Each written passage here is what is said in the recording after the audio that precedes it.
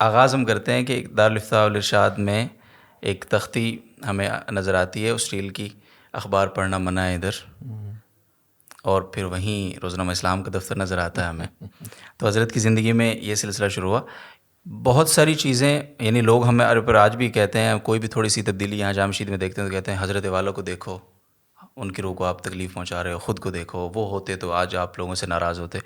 تو یہ حضرت والا کو اس طرف لانا، یعنی اخبار پڑھنے پہ پابندی سے لے کے اخبار چھپنے تک، یہ جو سلسلہ تھا اس کو تھوڑا سا دیکھیں. حضرت رحمہ اللہ تعالیٰ کے ساتھ جو میرا وقت گزرا تو اس میں 1981 سے 1988 تک یہ ایک دور ہے، جی، اور 1988 سے لے کر 1992 تک ایک دوسرا دور ہے، 1992 سے لے کر 1995 تک یہ ایک تیسرا مرحلہ ہے، 1995 سے لے کر 2001 تک. تو اس میں اتنی تبدیلیاں ہوئی ہیں، اتنی تبدیلی میں اس پہ بات کروں گا، اور میں چاہوں گا کہ اس کی مثالوں کے ساتھ باقاعدہ لوگوں کو بتایا جائے. اور یہی ایک چیز ایسی ہے جو میں بر صغیر کے علماء کرام، مفتی حضرات اور جتنی یہاں کی قیادت ہے، جتنے بھی لوگ تحریکیں چلا رہے ہیں، ان کو میں بتانا چاہ رہا ہوں کہ یہ ایک ماڈل ہے آپ کے سامنے، اس ماڈل پہ آپ غور کریں. اور یقیناً ہم سے غلطیاں بھی نہیں ہوں گی، جی، لیکن حضرت رحمہ اللہ تعالیٰ کی زندگی میں ہی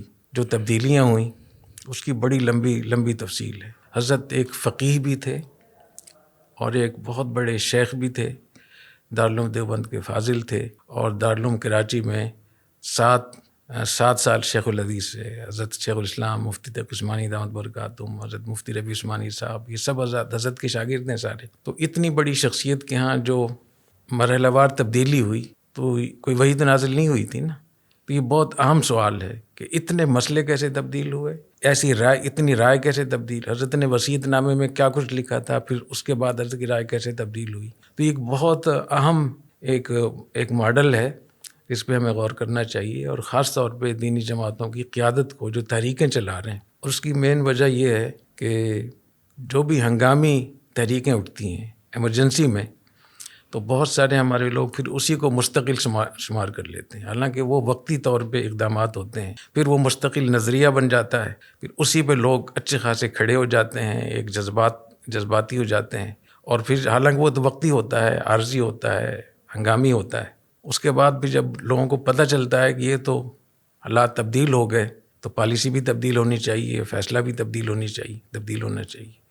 اس میں پھر ان کو یہ 2 مشکلیں پیش آتی ہیں. ایک مشکل یہ پیش آتی ہے کارکن کیا کہیں گے، کیونکہ کارکن کا نظریہ تو انہوں نے وہ بنا دیا، جو ذرائع تھے ان کو مقاصد بنا دیا.